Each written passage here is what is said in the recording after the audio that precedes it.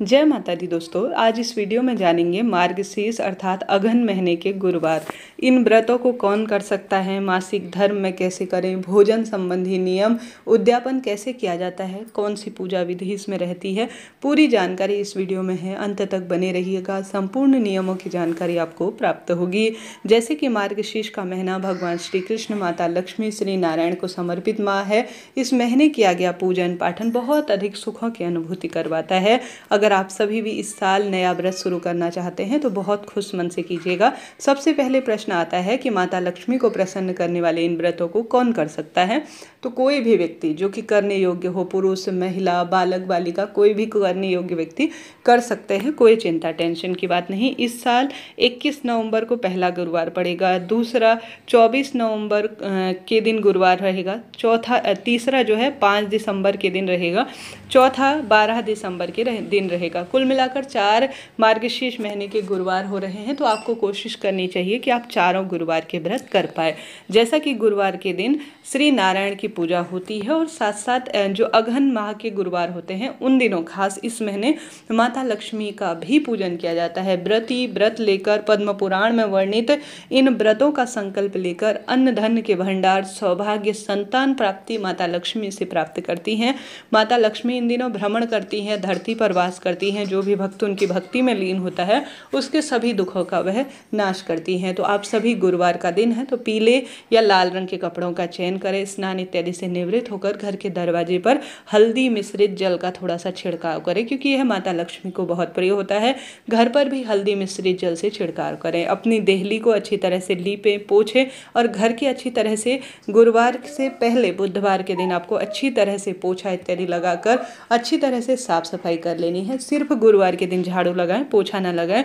घर के दरवाजे इत्यादि पर छिड़काव करें। ब्रह्म मुहूर्त में उठ जाएं, सबसे पहले अपने दरवाजे को खोल दें और घर के दरवाजे को साफ सुथरा कर वहां पर देहली पूजन करें, क्योंकि घर के दरवाजे से ही माता लक्ष्मी आएंगी और आपके घर के अन्न धन के भंडार भरेंगी।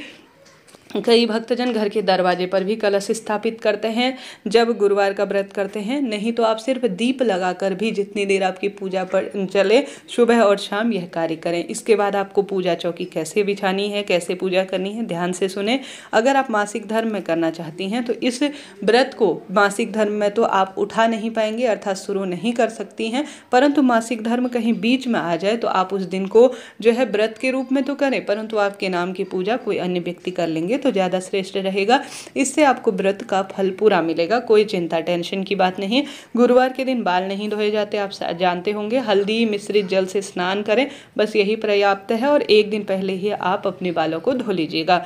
एक आप चौकी विराजमान करें जिसमें आपको कलश, सिर्फ कलश की ही इस दिन पूजा होती है। चाहे तो माता लक्ष्मी की प्रतिमा फोटो भी आप रख सकते हैं, नहीं तो एक कलश में आप सभी को गंगा जल मिश्रित जल भरना होगा और उसमें एक नारियल जो कि माँ लक्ष्मी का ही साक्षात स्वरूप माना जाता है। तो श्री कलश लेकर आइए, अर्थात श्रीफल लेकर आइए। और वही श्रीफल कई भक्तजन 4 दिनों तक पूजन करते हैं और एक ही जगह स्थापित कर देते हैं। कई भक्तजन रोज जो है श्रीफल तो वही रहता है, पूजा वाला प्रथम दिन यूज किया हुआ, उसी को जो है रोज प्रयोग में लेते हैं और कलश जो है विसर्जित कर देते हैं। इच्छा आपकी है तो आप प्रथम गुरुवार को जो है एक कलश लीजिए, कलश के अंदर थोड़ा गंगाजल मिश्रित जल भर लीजिए और जल के अंदर एक कमलगट्टा, 1 रुपये का सिक्का, दुर्वा, थोड़ा सा अक्षत और पुष्प, यह पंच चीजें आप डाल दीजिए और गंगाजल मिश्रित जल कर एक पाटे के ऊपर आप सभी उसे विराजमान करें। अष्टदल कमल, अर्थात जो अष्टदल कमल नहीं बना पाते हैं चावल का, तो आप स्वास्तिक बना सकते हैं, उसके ऊपर कलश को आप स्थापित कर दीजिए। कलश के मुख पर पंच पल्लव लगा लीजिए, आम के या अशोक के पत्ते। पूर्ण पात्र रखने के बाद आप सभी एक श्रीफल उसके ऊपर माता लक्ष्मी के स्वरूप में रख दीजिए। इसे जो है हल्दी में रंगा जाता है। इस श्रीफल को, इस श्रीफल को माता लक्ष्मी के स्वरूप के रूप में जाना जाता है। इसमें नेत्र बनाए जाते हैं, सिंदूर से माँ का साक्षात स्वरूप बनाया जाता है, नथनी वगैरह लगाई जाती है, मांग टीका लगाया जाता है, चुन्नी वगैरह उड़ाकर विधि विधान से कई लोग मुखौटा भी ले आते हैं। परंतु साधारण सरल तरीके से आप इस श्रीफल, इस नारियल का पूजन करें। संकल्प ले अपने दाहिने हाथ में कि माता लक्ष्मी आज आपके अगहन माह के जो मार्गशीर्ष महीने महीने के मैं 4 गुरुवार व्रत करने जा रही हूँ। जो भी मनोकामना है नाम गोत्र बोलकर अपना संकल्प जमीन पर छोड़ के उसके बाद आप विधि विधान से पूजन करें। माँ को हल्दी, रोली, चंदन, मोली, अक्षत इत्यादि समर्पित करें और माँ को बहुत प्रिय है मखाने की खीर, खीर का भोग और साथ के साथ यहीं पर गणेश जी और श्री नारायण का भी पूजन करें। केले वृक्ष का भी पूजन करते हैं तो अत्यधिक शुभ और श्रेष्ठ इसे जाना जाता है। तो इस तरह आप सभी को मार्गशीर्ष महीने के गुरुवार का यह श्रेष्ठ व्रत उपवास करने का प्रयत्न करना चाहिए। कहा जाता है बहुत सुख सौभाग्य में यह वृद्धि करवाता है। साथ के साथ विधि विधान से पूजन कर कर आप पूरे दिन में फलाहार, चाय पानी पी सकते हैं। शाम को दीपदान कर कर वहीं पर जहाँ पूजा चौकी स्थापित की है वहीं पर माता की आरती करें, माँ को दोबारा से भोग प्रसाद समर्पित करें और साथ के साथ शाम को जब पूजन पाठन की प्रक्रिया हो जाए तो अपने व्रत को आप फलाहार के माध्यम से खोल सकती हैं। कई लोग सिर्फ फलाहार करते हैं, कई लोग सिर्फ जो है भोजन इत्यादि, मीठा भोजन इत्यादि कर लेते हैं, जैसे गुरुवार व्रत में किया जाता है। तो आप चाहें तो फलाहार करें, चाहें तो आप अन्न खा सकती हैं, परंतु मीठा ही खाया जाएगा। इस बात का ध्यान रखें। माँ को जो प्रिय वस्तु होती है खीर इत्यादि का वह भोग लगाएं। माँ को कमल पुष्प मनोकामना कहते हुए समर्पित करें। सुहाग की सामग्री समर्पित करें, बहुत सुखद माना जाता है।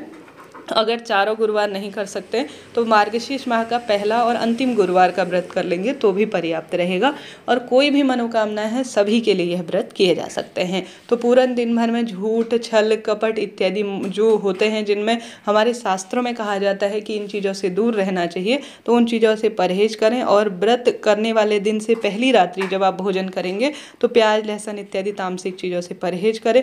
घर की साफ सफाई करें। माता लक्ष्मी उसी घर में रहती हैं जहाँ पर नारी सुसज्जित रहती है, प्रसन्न अवस्था में रहती है। घर के सभी व्यक्तियों का आदर सम्मान होता है और कर्तव्यों का भली प्रकार से सुख शांति से निर्वाह किया जाता है। उसी घर में माँ लक्ष्मी टिकती हैं।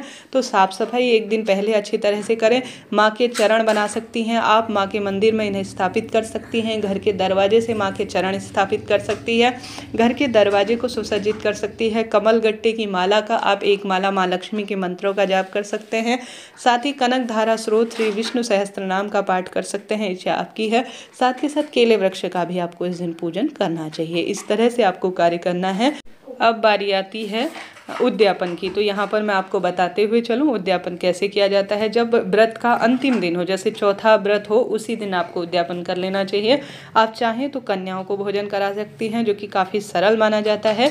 चाहें तो ब्राह्मण देवता को भोजन करा सकती हैं। हवन इत्यादि कर कर या एक समय का भोजन आप दान में देकर यह कार्य कर सकती है। तो 3 ऑप्शन है। चाहे तो सिर्फ दान देकर, जिसे सीधा निकालना कहा जाता है, वह निकाल कर आप सुहाग की सामग्री रखकर ब्राह्मण पंडिताइन को दान में दे सकती हैं। कन्याओं को भोजन करा सकती हैं, यह भी बहुत सुखद है। आप हवन कर कर पंडित जी को भोजन कराकर दान दक्षिणा देकर भी अपने व्रत का पारण अर्थात व्रत को पूर्ण कर सकती हैं। तो 3 आपके पास ऑप्शन है। आप हवन इत्यादि कर कर पूर्ण रूप से पद्म पुराण में वर्णित इस व्रत को संपूर्ण कर सकती हैं। इस तरह से यह आपको कार्य करने हैं सरलतम विधि से।